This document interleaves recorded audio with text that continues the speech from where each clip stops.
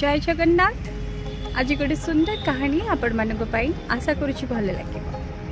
गोटे कमार थरे blue blue गोटे लुहा खंड पाइला। से लुहा खंड को से घर को आनी गोटे तलवार आ गोटे ढाल बनैला। तलवार आ ढाल देखा खूब शक्त भी थिले आ बहुत भल काम भी होता। थरे गोटे योद्धा से तलवार आ ढाल को किणिकी नेले।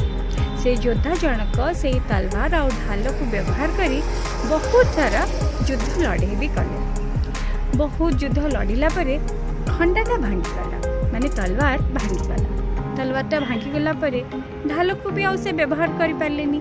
तेणु ढाल आ तलवार दुही को नहीं से घरे गोटे जगार रखिदेले। तेबे जो दिन राति से घरे से दुईटी जिनस ढाल आ तलवार रखिदे से दिन राति प्रथम प्रहर पर जो समस्त शोई पड़ी द्वितीय प्रहर बेलू तलवार और ढाल भितर कथोपकथन चलती।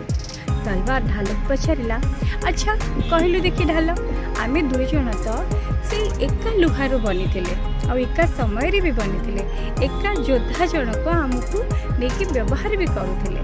तेबे कौन पाई तू एबे भी ठीक अच्छु आ मु भांगी गली एमती कौन असुविधा है मते तैयारी करिबारे जे मु आगे भांगी गली आ व्यवहार योग्य हे पारि रहिलेनी।